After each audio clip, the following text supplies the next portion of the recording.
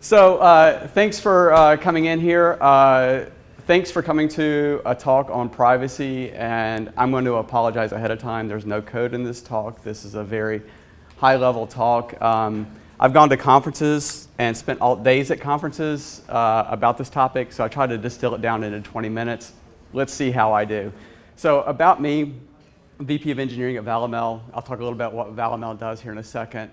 But basically, I am familiar with privacy and compliance frameworks because I've taken several companies through these frameworks before, done privacy as a director of engineering or VP of engineering in those roles, or as a systems developer as well. I'm providing my input based on past experience, and yes, I am from the South. You'll detect an accent through the talk, and this keeps running on me. So, I'm not a lawyer. I'm not a government representative. I'm not selling services. I have a job. I don't want a night job, and I'm not advocating a comprehensive solution. And I'm not a psychic. These things are changing a little bit. There's still a little wiggle room in these frameworks. So I'll do my best to kind of point those things out. Real quick, I want to talk a little bit about Valamel and what we do. We are a security company as well. We care about privacy. Our job is to protect domains and emailing domains from being phished or used for phishing attack vectors online. Today, we've authenticated 3 billion plus emails. I'm happy to talk to you about what we do. This isn't a pitch, but just wanted to give you a little idea and background on what we do in Valamel, because you can see where I care about privacy very succinctly, and it's something that we care deeply about at Valamel. So I'm going to start talking about the just regulatory landscape of things right now. This is a little background. Again, it's a little dry, but it's important to understand, what we're looking at. And so this quote kind of sums it up well. This quote is from Bill Gates. I'll let you read it. But while you're reading it, basically what we have is a trust issue. There's this perception that there's these big companies collecting all this data about us, and they're using this data in a way we can understand. I mean, we gather quintillion bytes of data a day. It's a $200 billion business almost. I mean, there's a lot of information going on, and we're all sitting at a data conference. It's paying the bills for us as well. So there's a lot of mistrust when it comes out there with data. And so what's happened to our states and local municipalities have looked at that and said, we need to do something here. We need regulations. We need to regulate this industry. We need to regulate data, what data is collected, how it's collected. And so what happened was you had the situation on the left where you had a bunch of different regulatory agencies popping up, and you were trying to play whack-a-mole with privacy. You were trying to meet all these different standards. And what's happened now is those standards have consolidated. And they've consolidated to Privacy Shield. The term you'll hear these days, because it's 6 months away, is GDPR. This is not a talk on GDPR. I can talk to you about GDPR. Again, I'm not licensed, but I can talk to you about it. It's something we're looking at right now. And there are these cross-border privacy regulations between like the US, Mexico, the APEC region. And so these regulations are starting to standardize. They're starting to overlap a lot, but there's some subtle differences. And so what I looked at is, and I'm hitting the button too quickly here. What I looked at was, what can we do as systems engineers, data engineers, developers? And number one is know what your privacy statement says. I mean, this sounds really basic, but I've read a lot of privacy statements. I've drafted privacy statements, but understand what happens within your privacy statement, because this is the tool that regulators will look at when they're looking at your company, and it defines what you can and can't do with data within your company. So number one, if you don't have one, draft one. There's examples. If you work with a law firm, you have a VC, you're in an incubator, there's resources to draft these things. But also understand what's in there. It defines who you're talking to, who you can collect data from, how you can collect data, those types of things. And so just understand what's in that privacy statement. And then finally, contracts play a role in this too. When you're working with other vendors and providing data to other vendors or in the public domain, understand what you're allowed to do and what you're not allowed to do. Again, I'm not talking to you from the point of view of drafting these things, but it's very important as an engineer you understand what's going on within these vehicles as far as data, because this is what regulators look at. So the term you'll hear thrown out, GDPR, is, it's a big thing within GDPR. It's a big thing with Privacy Shield, is this concept of designing for privacy. So what does that mean? It's a very vague term.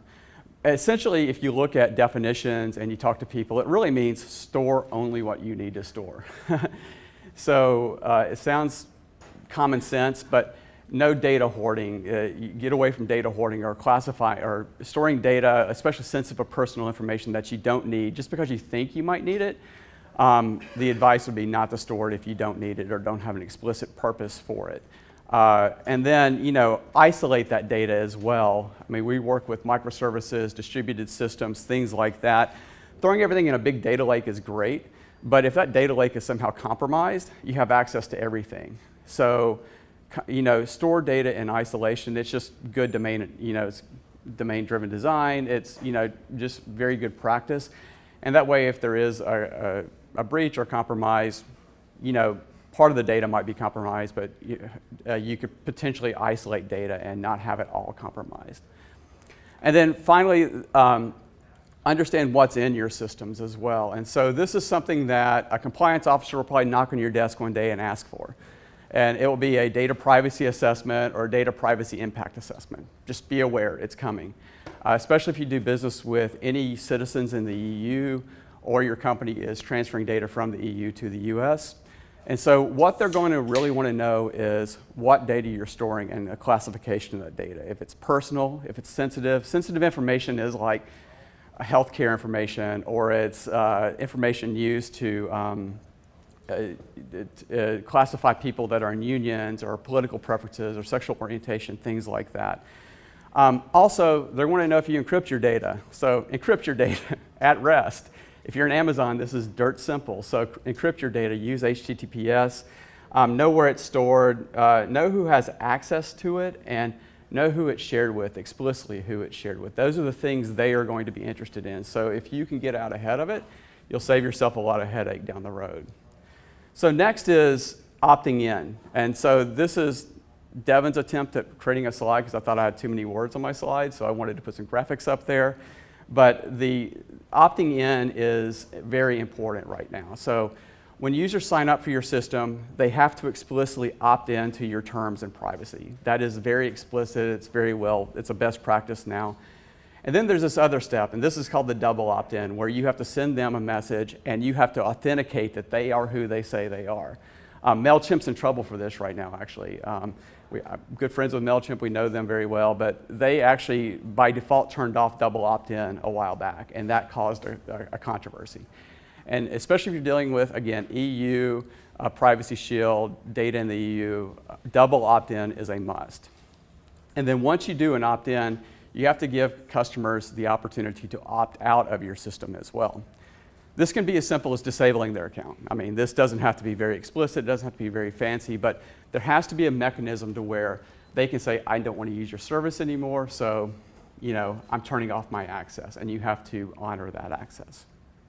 So next is kind of data locality. This is a more advanced issue, and I'm waving my hands here a little bit. I know this is a lot harder to implement than I'm talking about it, but first and foremost, try to keep your data as close to the user's country of residence as possible. I'll say that, or region if they're in the EU or something like that, and especially if it's sensitive or government data or data for heavily regulated industries, easy for me to say, it has to stay a lot of times within that country or within that country's bounds. And then to get around, like we all do machine learning, AI, we want to classify this data, we want to train on this data. So if you are doing that, try to transmit that data in aggregate, if you can, or pseudonymize that data as you're sending it or transferring it so that personal information isn't leaked or compromised or any way. Next is this concept of, and I told you I was going through this very fast. I'm happy to talk more about it one-on-one if you need to, but It's a very important concept for people, is this idea of a right to be forgotten.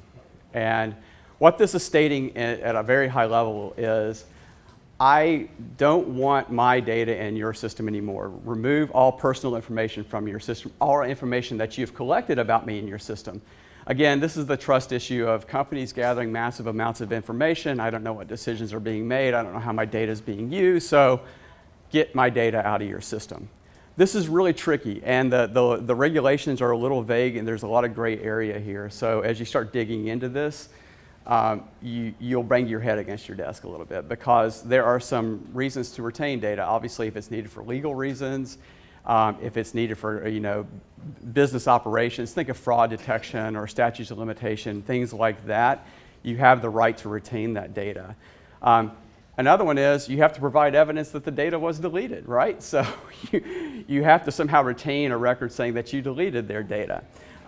Again, there's ways to do that and maintain privacy, but that's one of the other issues you'll run into there. And then on the data portability side of things, there are mandates stating that users must be able to export their data from your system, and that data needs to be in a structured, machine-readable format. Who knows what that is, right? It could be CSV, it could be JSON, it could be whatever. This doesn't have to be automated either. This could be someone making a privacy request, and you say, and just in your privacy statement, you say, 30 days later, we'll get all the data out of your system. A lot easier said than done, I know, but those are some of the things that the regulators are looking for. So let's talk about profiling real quick. So this is where, this is especially in the EU, where they're really sensitive about making automated decisions about users. And so if you are taking in data and you are making those decisions about users in an automated fashion, there are serious implications if those decisions can affect a person's legality, finances, limits their opportunity if you're making like a recommendation decision for jobs or things like that.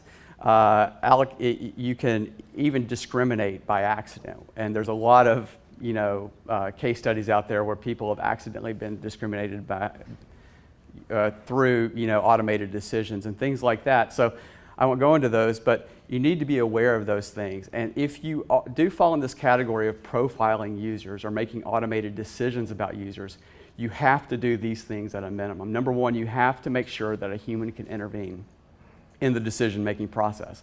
And so in your pipeline somewhere, you have to have a mechanism for a human to interact and alter that decision. Also, you have to be able to explain how that's done in layman's terms. So large matrices and linear algebra and talking about backpropagation is not going to be satisfactory to a user. They're not going to understand that. You have to explain in layman's terms how you're using data to make those decisions. And then finally, you have to allow a provision for users to challenge those decisions. Again, these are decisions that are being made they're at a level where they're affecting those users' personal lives, but you have to have a mechanism, it could be an email or something like that, where they can challenge those decisions. And this one's a little morbid, but I think it's very relevant. I spend a lot of time thinking about this at a security company. Plan for the worst. Just assume a breach is going to happen. Joe in accounting is going to accidentally send out an email with a customer's information in it, or something like that. I mean, assume some type of breach is going to happen. So as an engineer, there are some things we need to think about as we're designing these systems. Number one, make sure you have some type of breach detection in place. There's a lot of intrusion detection services, there's auditing, logging, there's a myriad of services out there. So I'm not going to promote any of those, but just make sure that you do have adequate controls in place so that you can detect that something did happen in your system or some anomalous activity happened within your system. And then react. Don't sit on that, oh, that's probably nothing, we won't do anything about that. I think if anything, there's a lot of sensitivity to this right now. I think Equifax, I think other breaches that have occurred. And I think one of the lessons learned there is it's how we react to those breaches that really talk about who we are as a company or who we are as engineers. There have been breaches out there that have been reacted to pretty quickly. People have talked about it. They've gotten out in front of it. And it's been kind of a, okay, it happened, that's not great, but we appreciate the way you responded to it. And then part of that is just understanding where you fit into that pipeline of if there is a breach, like understanding what you need to do, who you need to communicate with, who you need to notify. And then the questions you're going to get asked over and over again is what data got compromised, what data was affected, who was affected, when did this occur? And so just be able to answer those questions with the intrusion detection services or whatever you have within your systems to detect these things. Okay? So this is just kind of a summary of a summary slide here. I'll put these out online. So this is kind of just a list of what I just went over. But again, this is at a very high level, looking across compliance and privacy frameworks out there. These are just some things I pulled out that, in general, if you're practicing these things, you'll make it through these efforts pretty cleanly. But I'm happy to answer more questions or dive down deep into any of these. So if you need to do that, just hit me up. I'll be around. And that's it. Thank you.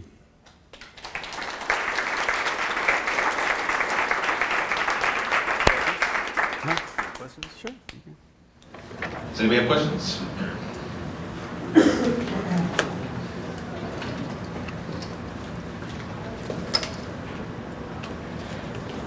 Thanks. So it's about removing user data. So two things on that. What if you've got things like models or aggregation data? What's some of the level of where you have to, retrain your models without the user data or redo aggregations without it? And the second thing is, what happens if the person dies? Because then they're no longer available to authenticate or opt out. And what do you do with their data? Facebook, places like that, how it processes? Are you required to do anything? Right. So I'll answer the second part of that one first. The death aspect of that's a really interesting question. So right now, there's no obligation. If a person dies, there's really no obligation. It's interesting. I think Facebook did this recently. A couple other companies I've heard about where they have this provision where you can delegate an account to someone after so many months of inactivity, like in case of death. You could say 3 months later, a year later, if there's no activity on this account, you can delegate it to a loved one or something like that, or next of kin. That's not a regulation, though. That's just not something they're required to do. I think some people are trying to be proactive here. On the first question, that's a really dicey question, and I'll be honest with you, depending on who you talk to, you'll get a different answer.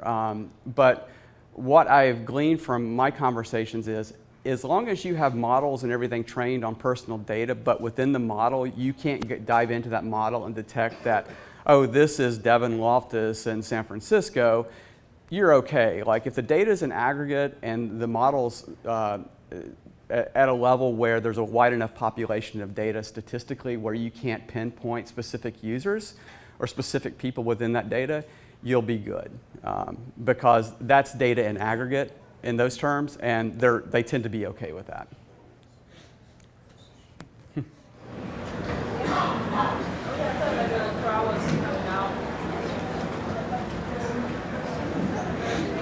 seem to be speaking from the perspective of, our roles as employees, right? As in our roles as citizens, what do you think are the biggest opportunities for raising the bar of, yes, these things are going to have to be, the regulations are written to explain this in terms that are common language, but just raise the bar of literacy for people understanding what's really happening. People say privacy is dead, but a lot of times I'm not really convinced that people just don't understand what the heck is going on, right? So just simple things like what happens with the cookies in your browser? Do you understand that? Would you be willing to take incremental steps to make something slightly different happen? What do you think are the best opportunities for sort of, we are all employees somewhere, but we're also citizens, right? Right. So that's a great question, and I'll be honest with you, I don't have a great answer from that. So for that, I come from a deeply red state by people by some relatives who don't like to use a credit card because it might be tracked. I have these discussions with people all the time, and what I think there's some level of the technology is getting so ubiquitous in our daily lives that there's some level of, okay, well, you're using your phone, you're doing these things, people aren't knocking on your door, but I don't know, I don't have a good answer of getting that out to the masses. I do my own part, like when I'm talking to my friends and relatives about what's going on, when they see these breaches and things like that, I talk to them like, okay, let's not overreact here, let's talk about things. I actually promote services with them. There's like services like Have I Been Pwned, that where you can put in your username or an email address, and it'll tell you if you've been part of a data breach. I actually subscribe to that service myself. It's well trusted. It's not run by any company. It's a guy that does it from Australia. I recommend those types of services so they have some awareness of where their data is and what's going on.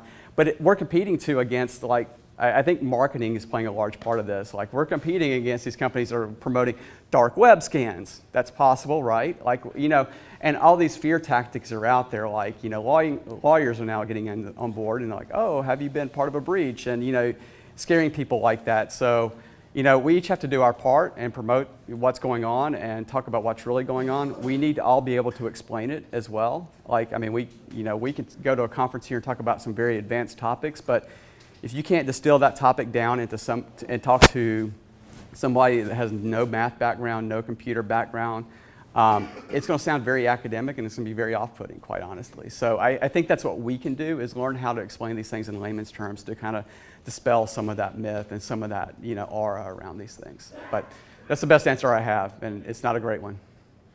Thanks, Devin. So, if you have more questions for Devin, or just want to hear Zach's end, or hear about Jonah County, stick around. Next speaker we have. Thank you. That's right.